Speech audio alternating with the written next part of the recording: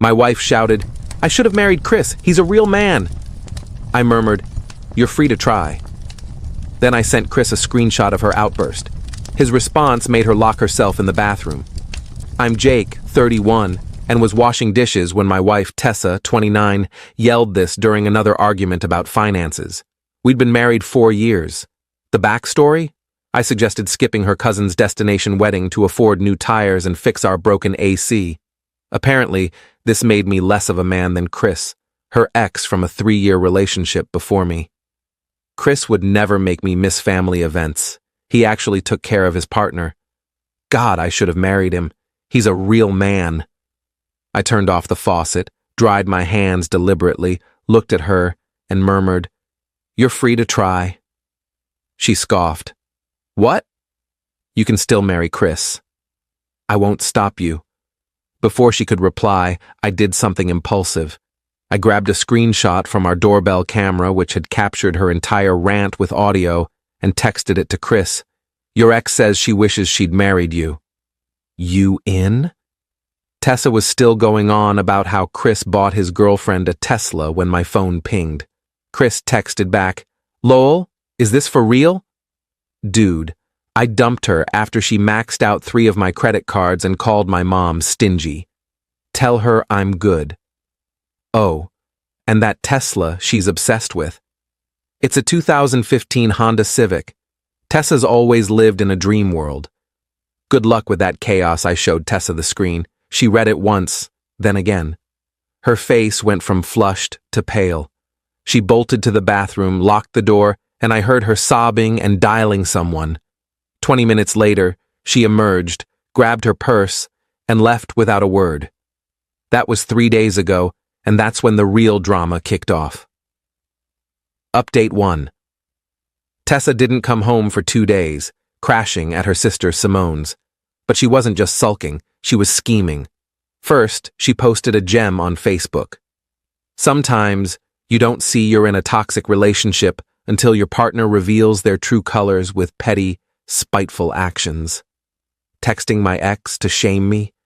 That's a new low. Exploring my options. Her mom, Darlene, commented instantly, "Sweetie, come home. You don't deserve this." Her dad, Frank, "That guy was never good enough for you." But public posts invite truth. Chris's girlfriend, Bella, commented, "Hold up, is this the Tessa who messaged my boyfriend last month asking if he ever thinks about what could have been? The one he had to block?" The comment vanished, but I'd already screenshot it. Then Tessa made her first misstep. She tried logging into our savings account, not to withdraw, as it's solely in my name, but to check the balance. How do I know? The bank called about suspicious login attempts from her phone. She was planning something. That evening, she returned with Simone and Darlene, full intervention mode. "We need to address your actions," Darlene began. "My actions?" "Texting Chris was abusive," Simone added. "Emotional abuse." "Interesting. Tessa, did you mention last month?" Tessa's eyes widened. "What about last month?" "When you DM'd Chris asking if he thinks about what could have been. His girlfriend mentioned it." Silence. Darlene turned to Tessa. "You said he was stuck on the past." "Mom, it's not like that." I pulled out my phone. "I also have screenshots of you texting your coworker Jordan about how hot he is. 2 weeks ago. Shall I go on?" Simone looked repulsed. "Tessa, what's wrong with you?" They left after Tessa swore it was a misunderstanding and we just needed space. But that night, as I slept on the couch, my choice, I overheard her on the phone. "I need $5,000, just until I sort things out. No, I can't ask him. Please, Daddy." Frank said no. She slammed her phone down.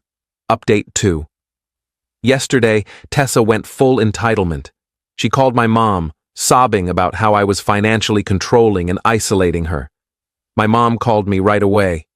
"Jake, Tessa says you're blocking her from money." "Mom, she has her own checking account with her paychecks. She wants my savings from before we married.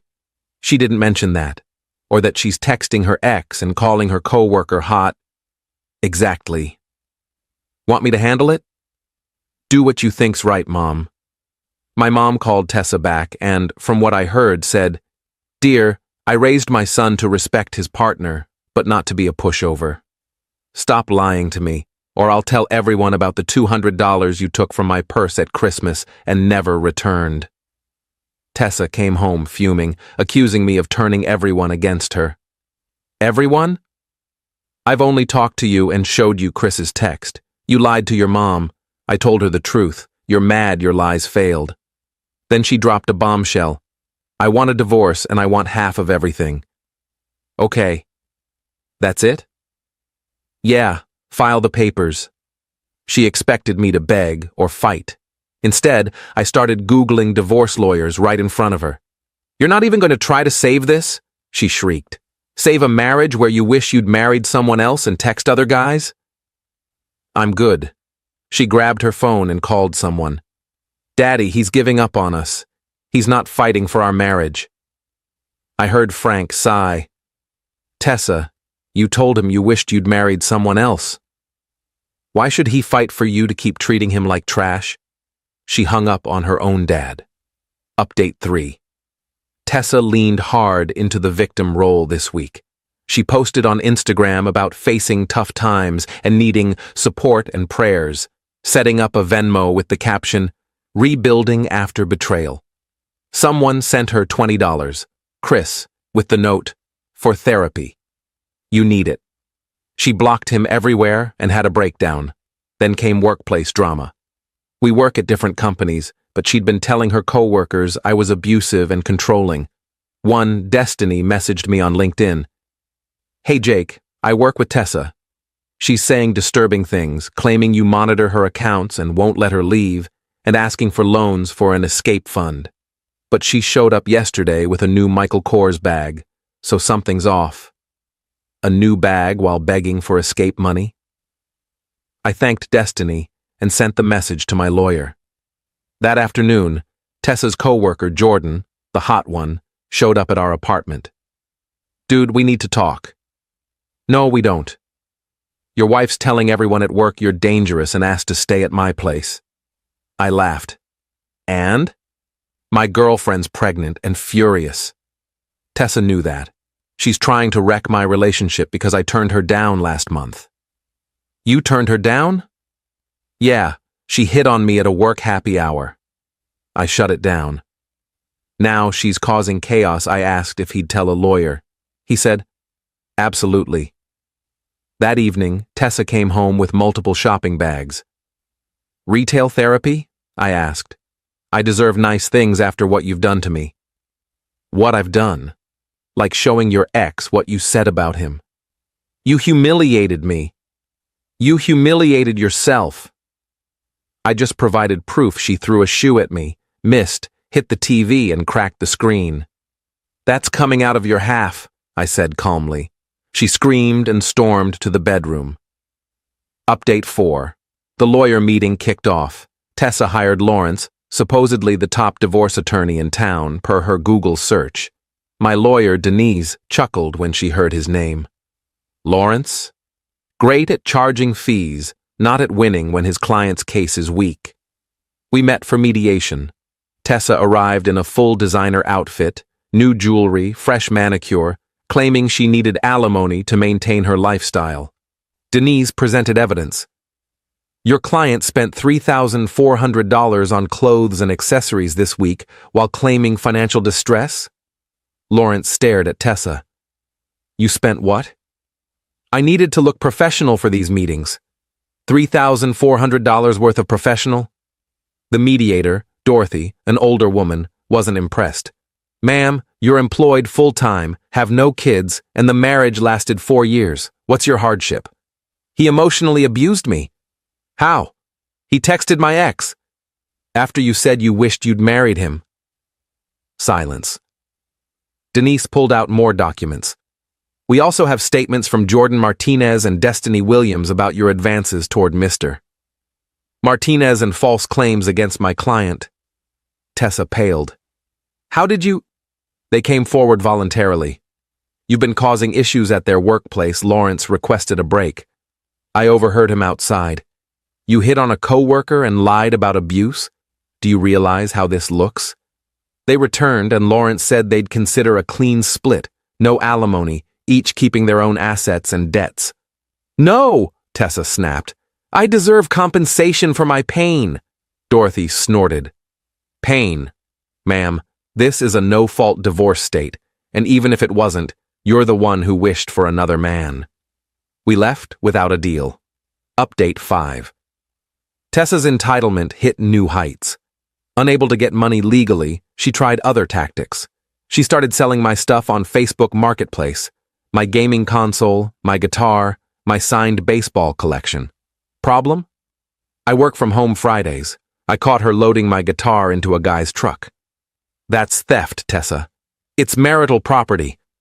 I bought it 5 years before we met. I have the receipt. The buyer looked uneasy. Man, I don't want trouble. No trouble. It's stolen property. I'm calling the police. He unloaded the guitar and left. Tessa was furious. You ruined that sale. You tried to steal my guitar. The cops arrived. I showed receipts, photos of me with the items pre-marriage, and the marketplace listings. Tessa claimed it was a misunderstanding. They warned her that another incident would mean arrest. That night, she called Chris from our landline at 1 a.m. I overheard through the bedroom door. Chris, I know I screwed up, but we were great together once. Can't we try again? Your girlfriend doesn't have to know. Oh, you're married now? Since when? Last month? You didn't post about it? You blocked me? She hung up, sobbing for an hour. Final update. The divorce was finalized yesterday. Here's how it went down. Tessa made a last-ditch effort, claiming in court she was pregnant. My lawyer demanded proof.